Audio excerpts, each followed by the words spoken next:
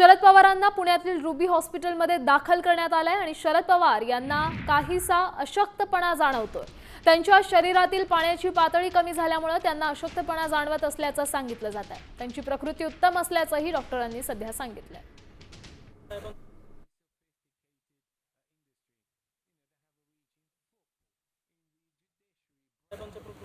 Sir कशी आहे पवार साहेबांची तब्येत ॲडमिट केले पुण्यात? Good morning. I am Dr. Parvez Grant from Ruby Hall Clinic, Pune. Mr. Sharad Pawar was admitted this morning. He has only got mild dehydration आहे, काय जास्त काय प्रॉब्लेम नाही. He is very stable and एक दोन दिवसात we will discharge him and send him home. His CT scan was done. The CT scan is okay.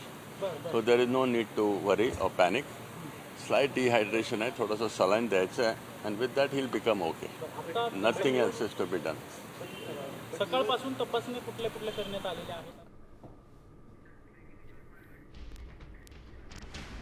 दरम्यान शरद पवार यांना रुग्णालयात नेल्यानंतर सुप्रिया सुळेंनी शरद पवारांच्या तब्येतीबाबत ही माहिती दिली आहे। प्रकृतीची अधिक तपासणी आणि शरीरातील पाण्याचं प्रमाण संतुलित राखण्यासाठी आज बाबांना पुण्यातील प्रसिद्ध रुबी हॉल क्लिनिकमध्ये दाखल करण्यात आले। त्यांनी नेमकं काय म्हटलंय पाहूयात।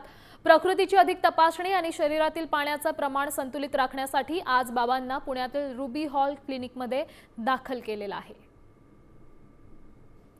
या कठीण काळात बाबांची काळजी घेणाऱ्या सगळ्या डॉक्टरांचे आणि आरोग्य कर्मचाऱ्यांचे कुटुंबियांच्या वतीने मनापासून आभार, असं ट्विट सुप्रिया सुळे यांनी केलं।